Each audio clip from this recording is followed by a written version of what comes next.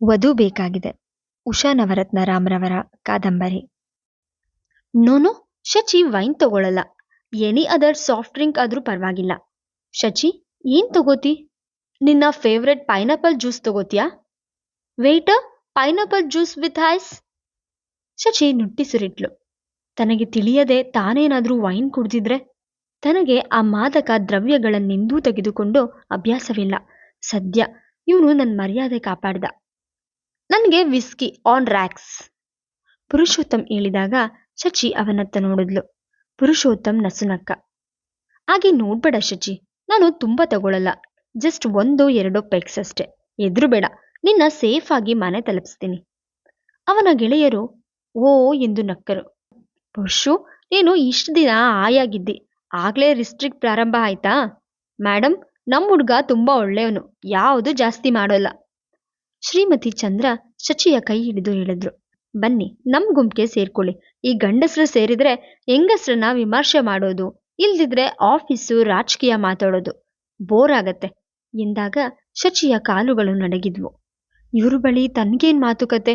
ಏನಾದ್ರೂ ಕೇಳಬಾರ್ದನ್ನ ಪ್ರಶ್ನಿಸಿದ್ರೆ? ಹೋಗು ಶಚಿ. ಮಿಸಸ್ ಚಂದ್ರ, ಸ್ವಲ್ಪ ನೋಡ್ಕೊಳ್ಳಿ. ಶಚಿ ತುಂಬಾ ಶೈ, ತುಂಬಾ ನಾಚಿಕೆ, ಸಂಕೋಚ ಅವಳಿಗೆ. ಪುರುಷೋತ್ತಮ್, ಎದ್ರಬೇಡಿ, ನಾನ್ ವಿಚಾರಿಸ್ಕೊಳ್ತೀನಿ. ಮಿಸಸ್ ಚಂದ್ರ ಹೆಂಗಸರ ಗುಂಪಿನತ್ತ ಅವಳನ್ನ ಕರೆದೊಯ್ದ್ಲು.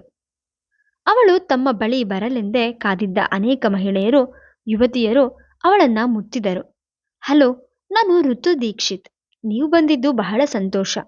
ಈ ಪುರುಷೋತ್ತಮ್ ತುಂಬಾ ಗುಟ್ಟಿನವರು. ಇಷ್ಟ ದಿನ ನಮ್ಗೆಲ್ಲ ಏನು ತಿಳಿಸಿಯೇ ಇಲ್ಲ. ಭುಜದವರೆಗೆ ಬಾಬ್ ಇದ್ದ ಕೆಂಪು ಸಿಲ್ಕಿನ ಚೂಡಿದಾರ್ ಧರಿಸಿದ್ದ ಯುವತಿ ಹೇಳಿದ್ಲು. ನಾನು ಮೀರಾ ಅಯ್ಯರ್. ಪುರುಷೋತ್ತಮ್ ಹಾಗೂ ನನ್ನ ಹಸ್ಬೆಂಡ್ ತುಂಬಾ ಫ್ರೆಂಡ್ಸ್. ಆಗಾಗ ನಮ್ಮ ಮನೆಗೆ ಬರ್ತಾ ಇರ್ತಾರೆ. ಆದ್ರೆ ಒಂದಿನ ಆದ್ರೂ ನಿಮ್ ವಿಷಯ ಹೇಳಿದ್ರು ಅಂದ್ಕೊಂಡ್ರಾ? ಒಳಗೊಳಗೆ ಏನೋ ಮಾಡ್ಕೊಂಡಿದ್ದಾರೆ. ಮೀರಾ ಅಯ್ಯರ್ ನಕ್ಕರು. ನೀವಿಬ್ರು ಹೇಗೆ ಎಲ್ ಮೀಟ್ ಮಾಡಿದ್ರಿ? ಶಚಿಯ ಗಂಟಲು ನಾಲಿಗೆಯೊಣಗಿತು. ಇಂತಹ ಪ್ರಶ್ನೆಗೆ ಹೇಗೆ ಉತ್ತರಿಸೋದು? ಅತಿ ಮಾತುಗಾರಳಾದ ನನಗೆ ಬಾಯಿ ಕಟ್ಟದಂತಾಗ್ಬಿಡ್ತಲ್ಲ. ತಲೆ ಕೆಳಗೆ ಮಾಡಿ ನಕ್ಕಳು. ಹೇಗೆ ಹೇಳೋದು? ಏ ಮೀರಾ, ಕೇಳಿದ್ರೆ ಹೇಳೋಕ್ಕಾಗತ್ತಾ? ಬಹಳ ಚೆನ್ನಾಗಿದೆ ನಿನ್ ಮಾತು. ಮಾಲಿನಿ ಶ್ರೀಧರ್ ಅವಳ ಸಹಾಯಕ್ಕೆ ಬಂದ್ರು. ಅಷ್ಟರಲ್ಲಿ ವೇಟರ್ ಬಂದು ಅವಳ ಕೈಗೆ ಪೈನಾಪಲ್ ಜ್ಯೂಸ್ ಇಟ್ಟ. ಅದನ್ನ ತೆಗೆದುಕೊಂಡು ಬಾಯಿಗಿಟ್ಟುಕೊಂಡಾಗ ಶಚಿಗೆ ಆ ತಣ್ಣನೆಯ ಪಾನೀಯ ಒಣಗಿದ್ದ ಗಂಟಲು ನಾಲಿಗೆ ನೆನೆಸಿದಂತಾಗಿ ಜೀವ ಮರಳಿ ಬಂದಂತಾಯ್ತು. ತಾನಿಲ್ಲಿ ಬಹಳ ಹೊತ್ತು ಹೀಗೆ ಇದ್ರೆ ಮಾತಾಡುವುದೇ ಮರೆತು ಮೂಗಿಯಾಗ್ಬಿಡ್ತೀನಿ ಖಂಡಿತ. ಈ ಸ್ಯಾರಿ ಕಲರ್ ನಿಮ್ಗೆ ತುಂಬಾ ಚೆನ್ನಾಗಿ ಸೂಟ್ ಆಗತ್ತೆ. ಎಲ್ಲಿ ತಗೊಂಡ್ರಿ? ನಿಮ್ ಕೂದಲು ತುಂಬಾ ಚೆನ್ನಾಗಿದೆ. ಯಾವ ಹೇರ್ ಆಯಿಲ್ ಹಚ್ತೀರಿ? ನಿಮ್ಮ ಮುಖದ ಚರ್ಮ ಎಷ್ಟು ಕ್ಲಿಯರ್ ಆಗಿದೆ.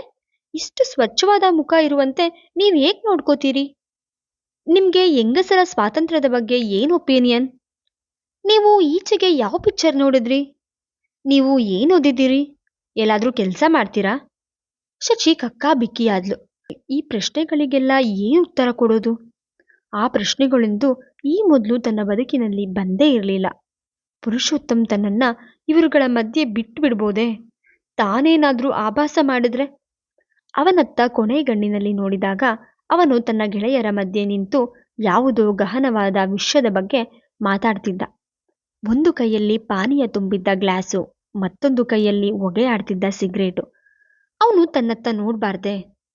ಅಷ್ಟರಲ್ಲಿ ಸರ್ವೋತ್ತಮ್ ಒಂದಿಬ್ರು ಹೊಸಬರೊಂದಿಗೆ ಒಳ ಬಂದ. ಅವನ ಹಿಂದೆಯೇ ರಿಮ್ಜಿಮ್ ಬಂದಾಗ ಶಚಿ ಸಮಾಧಾನದಿಂದ ನುಟ್ಟಿಸುರಿಟ್ಲು. ರಿಮ್ಜಿಮ್ ಬರುತ್ತಲೇ ಹೆಂಗಸರ ಬಳಿಗೆ ಧಾವಿಸಿದ್ಲು. ಸಾರಿ ಮೀರಾ, ಸಾರಿ ಋತು, ಮನೆಗೆ ಯಾರೋ ಗೆಸ್ಟ್ ಬಂದ್ಬಿಟ್ರು. ಅವ್ರನ್ನ ಕಳಿಸಿ ಬರೋದು ಲೇಟ್ ಆಯ್ತು. ಅವರಿಬ್ರು ಅವಳಿಗೆ ಪರಿಚಿತರಿರ್ಬೇಕು. ಶಚಿ ರಿಮ್ಜಿಮ್ನತ್ತ ನೋಡಿ ನಕ್ಕಳು. ಶಚಿ, ನೀನ್ ಬಂದು ತುಂಬಾ ಹೊತ್ತಾಯ್ತಾ? ಕಣ್ಣು ಮಿಟುಕಿಸಿದ್ಲು. ನೀನು ಪೈನಾಪಲ್ ಜ್ಯೂಸ್ ತಗೊಂಡಿದ್ಯಾ? ನಾನು ಅದೇ ತಗೋತೀನಿ. ನನ್ ಜೊತೆ ಇನ್ನೊಂದು ಲೋಟ ಕುಡಿ ಬಾ. ರಿಮ್ಜಿಮ್ ಶಚಿಯನ್ನ ಅಲ್ಲಿಂದ ಮೆಲ್ಲನೆ ಜಾರಿಕೊಂಡು ಬರುವಂತೆ ಪ್ರೇರೇಪಿಸಿದ್ಲು. ಶಚಿಗೂ ಅದೇ ಬೇಕಿತ್ತು. ರಿಮ್ಜಿಮ್, ನೀನ್ ಬರ್ದೇ ಇದ್ದಿದ್ರೆ ನನ್ ಗತಿ ಮುಗ್ದು ಹೋಗಿರೋದು. ಎಷ್ಟು ಕ್ರಾಸ್ ಕ್ವಶನ್ಸ್ ಮಾಡ್ತಾರೆ ಗೊತ್ತಾ? ನನ್ಗೆ ಗೊತ್ತಾಯ್ತು. ನಾನು ಬರ್ತಾನೆ ಇರ್ಲಿಲ್ಲ ಇವತ್ತು. ಸರ್ವೋತ್ತಮ್ ಫೋನ್ ಮಾಡಿದ್ರು. ಶಚಿ ತುಂಬಾ ನರ್ವಸ್ ಆಗಿರೋ ಆಗಿದೆ, ನೀವು ಬಂದ್ರೆ ವಾಸಿ ಅಂತ ಕಾರ್ ಕಳ್ಸಿದ್ರು, ಬಂದೆ. ತುಂಬಾ ಥ್ಯಾಂಕ್ಸ್ ರಿಮ್ಜಿಮ್. ನೀನ್ ಬಂದು ನನ್ ಕಾಪಾಡ್ದೆ ಬಿಡು. ಆ ಋತು ಅಂತೂ ತುಂಬಾ ಕ್ರಾಸ್ ಕ್ವಶನ್ಸ್ ಮಾಡಿದ್ಲು. ಶಚಿ ರಿಮ್ಜಿಮ್ ಕೊಟ್ಟ ಮತ್ತೊಂದು ಲೋಟ ಜ್ಯೂಸ್ ಕೈಗೆ ತೆಗೆದುಕೊಳ್ಳುತ್ತಾ ಹೇಳಿದ್ಲು. ಅವಳನ್ನ ಬಿಡು, ಅವಳು ಯಾವಾಗ್ಲೂ ಹಾಗೆ. ಪುರುಷೋತ್ತಮ್ನ ಹೇಗಾದ್ರೂ ಮಾಡಿ ಬುಟ್ಟಿಗೆ ಹಾಕೊಳ್ಳೋಕೆ ನೋಡ್ತಾ ಇದ್ಲು. ಇವತ್ತು ಅವಳಿಗೆ ರಾತ್ರಿ ಕಣ್ಣಿಗೆ ನಿದ್ರೆ ಹತ್ತಲ್ಲ ಬಿಡು. ರಿಮ್ಜಿಮ್ ನಕ್ಕಳು. ಅವರಿಬ್ಬರ ಜೊತೆ ಸರ್ವೋತ್ತಮ್ ಬಂದು ಸೇರಿದ. ಲೇಡೀಸ್ಗೆ ಕಂಪ್ನಿ ಕೊಡೋಣ ಅಂತ ಬಂದೆ. ಡಿನ್ನರ್ ಮುಗಿಯೋವರೆಗೂ ರಿಮ್ಜಿಮ್ ಶಚಿಯ ನೆರಳಾಗಿಯೇ ಉಳಿದ್ಲು. ಬಫೆಯಲ್ಲಿ ಅವಳು ಸರಿಯಾಗಿ ನಡೆದುಕೊಳ್ಳುವಂತೆ ಎಚ್ಚರ ವಹಿಸಿದ್ಲು. ನನ್ ಜೊತೆನೆ ಬಾ, ನಾನು ಏನ್ ತಗೊಂತೀನೋ ಅದನ್ನೇ ತಗೋ. ಇಲ್ಲಿ ವೆಜಿಟೇರಿಯನ್ ನಾನ್ ವೆಜಿಟೇರಿಯನ್ ಎರಡು ಸೇರಿಸಿಯೇ ಇಟ್ಟಿದ್ದಾರೆ. ಶಚಿ ಅವಳಂತೆಯೇ ತಟ್ಟೆ ಚಮಚ ಕೈಯಲ್ಲಿ ಹಿಡಿದು ಅವಳು ತೆಗೆದುಕೊಂಡ ಪೂರಿ, ಆಲೂ ಮಟರ್ ಕರಿ, ಸಲಾಡ್, ಗೀ ರೈಸ್, ಮೊಸರನ್ನ, ಉಪ್ಪಿನಕಾಯಿ ತೆಗೆದುಕೊಂಡ್ಳು. ಮೊದಲಿಗೆ ಹಸಿವಾಗುತ್ತಿದ್ರೂ ಅದೇಕೋ ಹಸಿವು ಮುಚ್ಚಿ ಹೋದಂತಾಗಿತ್ತು. ಡೆಸರ್ಟ್ಗೆ ಇಟ್ಟಿದ್ದ ಐಸ್ ಕ್ರೀಮ್, ಫ್ರೂಟ್ ಸಲಾಡ್ ಒಂದೇ ಅವಳಿಗೆ ಇಷ್ಟವಾದದ್ದು. ಮತ್ಯಾವುದೂ ಅವಳಿಗೆ ರುಚಿಸಲಿಲ್ಲ. ಹೊಸ ಸೀರೆ, ಹೊಸ ಕೇಶಾಲಂಕಾರದಿಂದ ಅವಳಿಗೆ ಬೇಸರ, ಸುಸ್ತು ಎರಡೂ ಆಗಿತ್ತು. ಡಿನ್ನರ್ ಮುಗಿಯುತ್ತಲೇ ರಿಮ್ಜಿಮ್ ಸರ್ವೋತ್ತಮನಿಗೆ ಹೇಳಿದ್ಲು. ಪುರುಷೋತ್ತಮ್ನ ಈಗ್ಲೇ ಎಚ್ಚರಿಸಿದ್ರೆ ವಾಸಿ. ಆಗ್ಲೇ 2 ಲಾರ್ಜ್ ಪೆಗ್ ಆಯ್ತು ಅಂತ ಕಾಣಿಸುತ್ತೆ. ಇನ್ನೂ ಒಂದು ಏರ್ಸಿದ್ರೆ ಶಚಿಯನ್ನ ಖಂಡಿತ ಮನೆಗೆ ಸೇರಿಸಲಾಗೋದಿಲ್ಲ. ಅಲ್ಲದೆ ಮಾತನಾಡಬಾರ್ದನ್ನ ಆಡ್ಬಿಟ್ಟಾರು. ಶಚಿಗೆ ಭಯ ಆವರಿಸ್ತು. ಸರ್ವೋತ್ತಮ್ ಪುರುಷೋತ್ತಮ್ನ ಬಳಿ ಹೋಗಿ ಅವನ ಭುಜ ತಟ್ಟಿದ. ಪುರುಷು, ಶಚಿಗೆ ಲೇಟ್ ಆಗತ್ತೆ. ಅವಳ ಮನೇಲಿ ಏನ್ ಅನ್ಕೊಂತಾರೆ? ಆಗ್ಲೇ ಪುರುಷೋತ್ತಮ್ ಶಚಿಯತ್ತ ನೋಡಿದ್ದು. ತಾನು ಅವಳನ್ನ ಮರೆತು ಬಿಟ್ಟಿದ್ದೀನಲ್ಲ. ಎಕ್ಸ್ಕ್ಯೂಸ್ ಮೀ, ಲೇಟ್ ಆಯ್ತು. ನಾಳೆ ಯಾವುದಕ್ಕೂ ಫೋನ್ ಮಾಡ್ತೀನಿ. Good night. ಪುರುಷೋತ್ತಮ್ ಹೇಳಿ ಹೊರಟಾಗ ಒಬ್ಬ ಗೆಳೆಯ ಅವನ ಮುಂದೆ ಇನ್ನೊಂದು ಲೋಟ ಹಿಡಿದ. 1 ಫಾರ್ ದಿ ರೋಡ್. ಸರ್ವೋತ್ತಮ್ ಅವನನ್ನ ತಡೆದ. ಬೇಡ, ಅವನು ಡ್ರೈವ್ ಮಾಡಬೇಕು. ಕೊಂಚ ರಂಗೆ ಇದ್ದ ಮುಖ, ಕೆಂಪರಡಿದ ಕಣ್ಣುಗಳು, ಕೊಂಚ ಕೆದರಿದ ತಲೆ. ಪುರುಷೋತ್ತಮ್ ಅವಳ ಬಳಿ ಬಂದು ಕಮಾನ್ ಶಚಿ, ಲೆಟ್ಸ್ ಮೂವ್ ಅಂದಾಗ ಅವಳಿಗೆ ಮೈಯಲ್ಲಿ ನಡುಕ ಹುಟ್ಟಿತು. ಇವನನ್ನು ನಂಬಿ ಇವನೊಂದಿಗೆ ಒಬ್ಳು ಹೇಗೆ ಹೋಗೋದು? ರಿಮ್ಜಿಮ್ ಕೂಡ ನಮ್ ಜೊತೆ ಬರ್ತಾಳೆ ತಾನೆ? ಇಲ್ಲ, ನಾನು ಅವಳನ್ನ ಮನೆಗೆ ಬಿಡ್ತೀನಿ, ಸರ್ವೋತ್ತಮ್ ಹೇಳಿದ. ಶಚಿ ವಿಧಿ ಇಲ್ಲದೆ ಪುರುಷೋತ್ತಮ್ನನ್ನ ಹಿಂಬಾಲಿಸಿದ್ಲು. ತನ್ನನ್ನು ಬೀಳ್ಕೊಟ್ಟವರತ್ತ ಸೋಗಿನ ನಗೆ ಬೇರಿ ಕೈ ಬೀಸಿ ಶುಭರಾತ್ರಿ ಕೋರಿ ಅಲ್ಲಿಂದ ಹೊರಬಿದ್ದಾಗ ಪುರುಷೋತ್ತಮ್ ಅವಳಿಗೆ ಕಾಯದೆ ಬೇಗ ಬೇಗ ಹೆಜ್ಜೆ ಹಾಕುತ್ತಾ ನಡೆದಾಗ ಶಚಿ ಅವನ ಹಿಂದೆ ಓಡುವ ಹಾಗಾಯ್ತು. ತನ್ನನ್ನು ಕರೆತಂದು ಎಲ್ರಿಗೂ ಪರಿಚಯ ಮಾಡಿಸಿ ತನ್ನ ಕಾರ್ಯ ಮುಗಿಸ್ಕೊಂಡ್ಮೇಲೆ ತನ್ನನ್ನ ನಿರ್ಲಕ್ಷಿಸಿ ಈಗ ಹೋದ್ರೆ ಕೆಲಸವಾಗುವವರೆಗೆ ಮಾತ್ರ ನಾನು ಬೇಕು.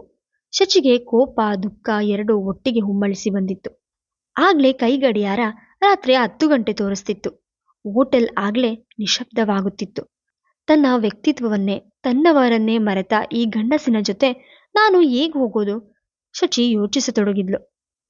ಹೋಟೆಲ್ ಕಾರಿಡಾರಿನಲ್ಲಿ ಮುಂದೆ ಹೋಗುತ್ತಿದ್ದ ಪುರುಷೋತ್ತಮ್ ನಿಂತು ಹಿಂದೆ ತಿರುಗಿ ನೋಡಿದ. ಶಚಿ ನಿಧಾನವಾಗಿ ಬರುತ್ತಿದ್ಲು. ತಾನು ಬೇಗ ಅವಳನ್ನ ಮನೆಗೆ ತಲುಪಿಸ್ಬೇಕು. ಅವಳು ತನ್ನನ್ನ ತಪ್ಪು ಭಾವಿಸಬಾರ್ದು. ಈ ಹುಡುಗಿಗೆ ಮನೆಗೆ ಹೋಗೋಕೆ ಅವಸರವಿಲ್ವೇನೋ, ಎಷ್ಟು ನಿಧಾನವಾಗಿ ಬರ್ತಾ ಇದ್ದಾಳೆ. ಯಾಕೆ ಮನೆಗೆ ಹೋಗೋಕೆ ಇಷ್ಟ ಇಲ್ವಾ? ಅವನು ಕೇಳಿದಾಗ ಶಚಿಯ ಮುಖ ಗಂಭೀರವಾಯಿತು. ಮುಂದುವರೆಯುವುದು.